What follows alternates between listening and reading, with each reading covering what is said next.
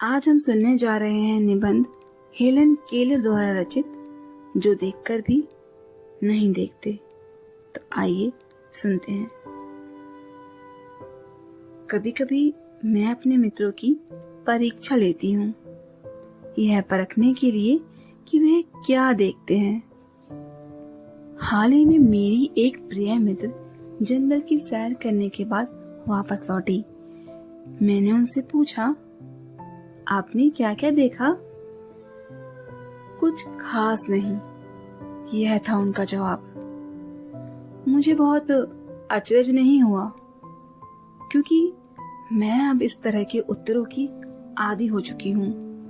मेरा विश्वास है कि जिन लोगों के पास आंखें होती हैं, वे बहुत कम देखते हैं।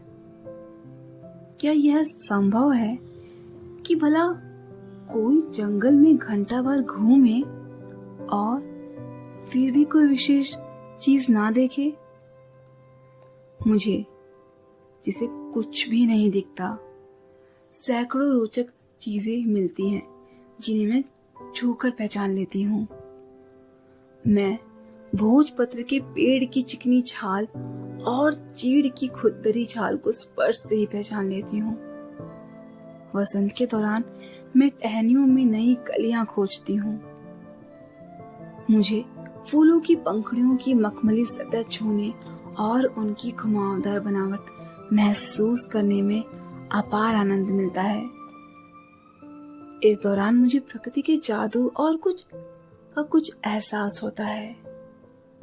कभी जब मैं खुश नसीब होती हूँ तो टहनी पर हाथ रखते ही किसी चिड़िया के मधुर स्वर कानों में गूंजने लगते हैं। अपनी उंगलियों के भी बीच झरने के पानी को बहते हुए महसूस कर मैं आनंदित हो उठती हूँ।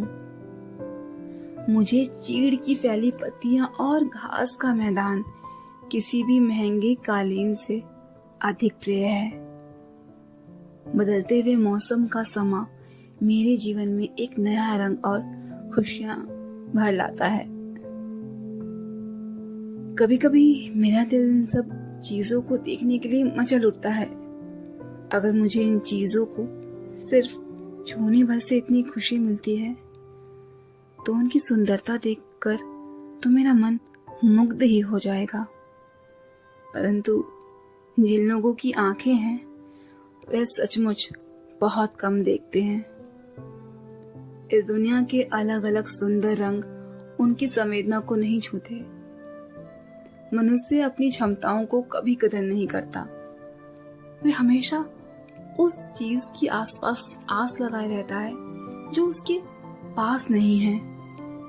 ये कितने दुख की बात है कि दृष्टि के आशीर्वाद को लोग एक साधारण सी चीज समझते हैं, जबकि इस नियामत से जिंदगी को खुशियों के इंद्रधनुषी रंग से हरा भरा किया जा सकता है। तो ये लेख लिखा था हेलन केलर द्वारा, जो कि अपने आप को व्यक्त करती हैं कि किस तरह उनके जिंदगी में एक अंधकार है जो रोशनी का है, दृष्टिहीन होने के कारण। और इस निबंध में उन्होंने अपनी बातों को व्यक्त किया है। तो उन्हीं की आत्मकथा की 2 लाइनें हैं, स्टोरी ऑफ लाइफ जो उन्होंने जो लिखी है। मुझे ये याद तो नहीं कि ऐसा कैसे हुआ, लेकिन ऐसा लगता था कि रात कभी खत्म क्यों नहीं होती और सुबह क्यों नहीं आती।